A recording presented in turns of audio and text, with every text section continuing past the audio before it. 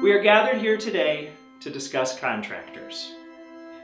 Your relationship with a contractor is much like a marriage. There'll be disagreements, but with honest communication, it could be a mutually beneficial relationship. Today, let's talk about some things that you can do to help select the right contractor.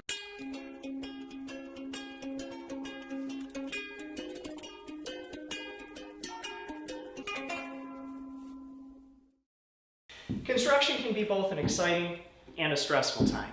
Selecting your contractor can be one of the biggest challenges. We've all heard the horror stories, but your story doesn't have to go that way. Contrary to popular belief, most contractors are not out there to create problems or rip you off. So let's start by talking about how contractors get paid. With me today is John Martin of Landmark Contractors. Thanks, Tim. There are actually two ways to approach this. The first is a fixed bid. I gather the overall costs of the project, add my fee and a little extra to cover any unknown costs. I then agree to build it for this price. What's the second method? The second method is cost plus. In this method, the client pays what I pay plus a builder's fee. So the real benefit is you as the client are only paying for what is completed. There isn't any extra padded profit into the project or incentive for the builder to cheapen up materials in order to put money into his pocket. Under both of these methods, you're going to see the term allowances used. Allowances are estimated cost for things which haven't been selected yet, such as flooring, tile, door, or trim. So this is where we see a lot of complaints with builders. Unscrupulous companies will lowball the allowance amounts to get the job with a low overall cost. However, when you go shopping, you start looking at the products and realize what the true cost of these materials are. That's when you realize that the builder didn't put enough money in the allowances to cover what you actually want to purchase. This is where it's beneficial to have us look at your bids or your pricing that you've been given. We see enough projects through our office that we have a pretty good idea when allowances may be a bit too low. We always recommend talking to friends who have had projects completed that they're happy with. Your architect or designer should also be able to recommend some contractors who they feel would be a good fit with your personality. John?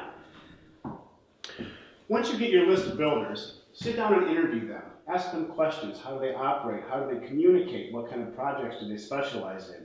And get references. And you're right, it is a marriage. I always recommend asking to see a few of the builder's projects. Maybe even see if he has one that's similar to what you're planning on doing. It's also important to know that contractors who specialize in remodeling may be able to do new construction. But typically we find that contractors who specialize in new construction don't have the experience required to successfully complete remodeling projects. Once you've narrowed down your search to 2 or 3 contractors, ask for preliminary pricing.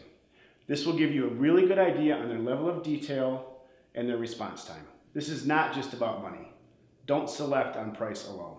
There's so much more to a project than just the bottom line. We see that when someone selects a low bid, there's typically cost overruns and overall disappointment. So it's finding that correct combination of value and quality that leads to a successful project. Remember, while selecting a contractor may seem like a daunting task, we're here to help you through the process and into your forever home. These are my design notes.